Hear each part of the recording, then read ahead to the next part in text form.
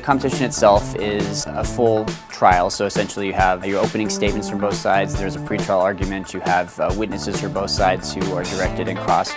So we spend part of the year going over objections, how to answer objections, law, structure, what's it look like in the courtroom. But once you get into the meat and potatoes of your cases and the objections start flying, you've got to think on your feet. It's given me the ability to think on my feet and really have that kind of critical thinking. I like arguing and I like public speaking, which is really weird. Most people don't understand it. I was really interested in the law, and it seemed like something really fun to do because I also love acting. I'm a theater guy. And then once I started doing it, I realized that I loved learning about the law and like the legal aspect of things.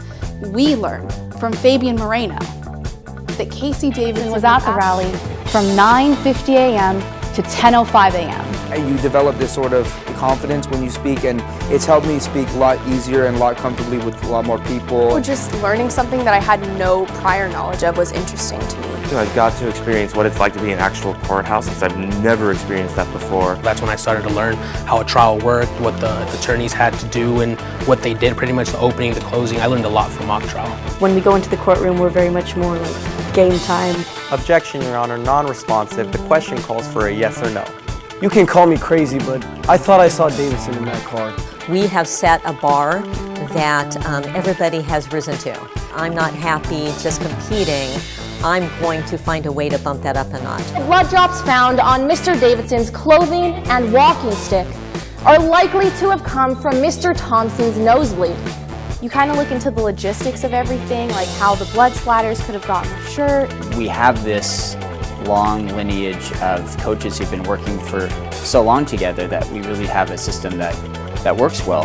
Just looking at my coaches alone, they're part of this legacy throughout not only Riverside Poly, throughout the city and the county and the state. It has continued on for so long. It's 30 years in the making. I think that they understand that they're part of something bigger. It's not about winning, it's about the students doing their very best. We have really great people on this team. We have like great attorney coaches and just great student body as well, and they're all very smart. And it's amazing that they somehow find the time to be involved in mock trial and compete at the level that they're competing at.